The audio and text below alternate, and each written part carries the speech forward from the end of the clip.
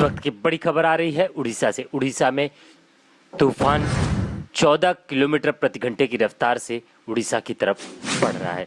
भीषण चक्रवाती तूफान फोनी साइक्लोन फैनी के अनुसार के शुक्रवार को उड़ीसा के पुरी में दस्तक देने की आशंका के मद्देनजर रक्षा बलों को हाई अलर्ट पर रखा गया है। शैक्षणिक संस्थानों को बंद रखने का आदेश दिए गए हैं। तटीय जिलों में रह रहे हजारों लोगों को सुरक्षित इलाके में पहुंचाया गया। संयुक्त तूफान चेतावनी केंद्र JWTC की तरफ से जारी नवीनतम पूर्वानुमान के मुताबिक 1999 के सुपर साइक्लोन के बाद फोनी सबसे खतरनाक चक्रवात माना जा रहा है, जिसके 3 मई को दोपहर बाद जगन्नाथपुरी से गुजरने की आशंका है और इस दौरान हवा की रफ्तार 175 किलोमीटर प्रति घंटे के आसपास रहने की उम्मीद है।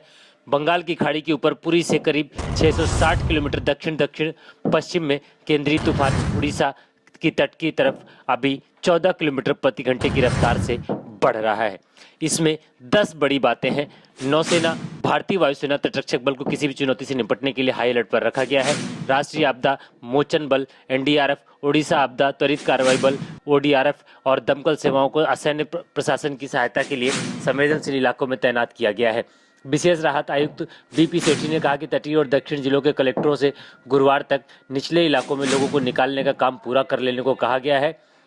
उन्होंने कहा कि गुरुवार शाम तक यहां तूफान के दस्तक देने की आशंका है। इस दौरान समुद्र में 1.5 मीटर से ज्यादा ऊंची लहरें उठ सकती हैं। गंजमपुरी, खोर्दा, कटक, जगत सिंहपुर जिलों में मूसलाधार बारिश होने और 175 से 200 किलोमीटर प्रति घंटे की रफ्तार से आंधी चलने की भी उम्मीद है। राज्य के मुख्य सचिव AP पदी ने कहा कि सभी चिकित्सकों और स्वास्थ्य सेवा कर्मियों की छुट्टियां 15 मई तक रद्द कर दी गई हैं। राज्य के पुलिस प्रमुख RP शर्मा ने बताया कि पुलिसकर्मियों की भी छुट्टियां रद्द कर दी गई हैं। जो पुलिसकर्मी छुट्टी पर उन्हें तत्काल ड्यूटी पर लौटने को कहा गया।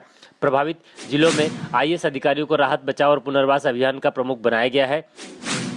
शर्मा ने बताया कि पुलिस अधीक्षकों को स्थिति पर लगातार नजर रखने और प्रभावित लोगों पर राहत पहुंचाने को कहा गया। सेठी ने कहा कि तटीय और दक्षिणी जिलों में 880 चक्रवात शरण स्थल तैयार किए गए हैं ताकि प्रभावित इलाके से निकाले गए लोगों को वहां सुरक्षित रखा जा सके। उन्होंने कहा कि गजपति और रायगढ़ में जैसे जिलों में ऐसी सुविधाएं नहीं है, वहां प्रभावित लोगों को स्कूलों और आंगनबाड़ी केंद्रों में ठहराया जाएगा। चुनाव आयोग ने उड़ीसा के 11 तटीय जिलों के आचार संहिता के प्रावधानों में ढील दी है। राज्य के मुख्य निर्वाचन अधिकारी सुरेंद्र कुमार ने यह जानकारी दी। उन्होंने कहा कि इससे तटीय क्षेत्रों पुरी, जगत सिंहपुर, केंद्रपाड़ा, भद्रक, बालासोर, मयूरभंज, गजपति, गंजम, खोर्धा, कटक और जाजपुर शामिल है, जहां चक्रवात का असर पड़ने की आशंका है। इसके अलावा आंध्र प्रदेश, तमिलनाडु और पश्चिम बंगाल में भी इस तूफान का असर पड़ने की आशंका है। मुख्यमंत्री नवीन पटनायक ने चुनाव आयोग से तटीय इलाकों में तीव्र गति से राहत एवं पुनर्वास गतिविधियां चलाने के लिए आदर्श आचार संहिता हटाने का अनुरोध किया था। कुमार ने कहा कि जगत सिंहपुर और गजपति जिलों में EVM को सभी राजनीतिक दलों के प्रतिनिधियों की मौजूदगी में सुरक्षित स्थानों पर ले जाया जाएगा और पारदर्शिता सुनिश्चित करने के लिए इस पूरी कवायद की वीडियोग्राफी भी की जाएगी। ईस्ट कोस्ट रेलवे ने चक्रवात के मद्देनजर 74 गाड़ियों को रद्द कर दिया है। एक वरिष्ठ अधिकारी ने बताया कि राज्य सरकार ने चक्रवाती तूफान फोनी को उड़ीसा तट के करीब बढ़ने से मद्देनजर पर्यटकों को गुरुवार शाम तक पुरी छोड़ने की बुधवार को सलाह दी। राज्य के सभी शैक्षणिक संस्थानों को बंद करने का आदेश भी दिया गया है। सार्वजनिक क्षेत्रों की oil and natural gas corporation ONGC ने फोनी तूफान के खतरे के देखते हुए बंगाल की खाड़ी क्षेत्र में रिग पर काम करने वाले अपने 480 कर्मचारियों को वहां से निकालकर सुरक्षित स्थानों पर पहुंचा दिया है।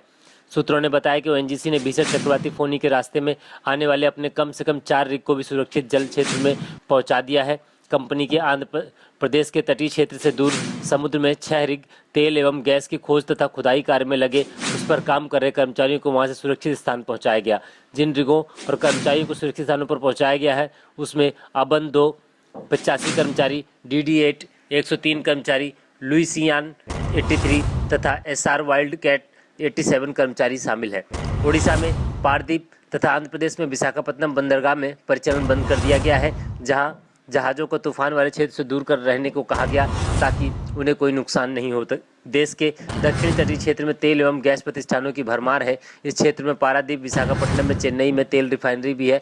उड़ीसा और आंध्र प्रदेश में तूफान के रास्ते में पड़ने वाली 2 रिफाइनरियां सुरक्षित तौर तरीके को अपना रही हैं। इसके अलावा बंगाल की खाड़ी में तेल एवं गैस खोज एवं उत्पादन प्रतिष्ठानों को किसी तरह के नुकसान न पहुंचाने के लिए भी उपाय किए गए हैं। चाणक्य न्यूज इंडिया के लिए दिल्ली से संपादक अशोक मिश्रा की रिपोर्ट।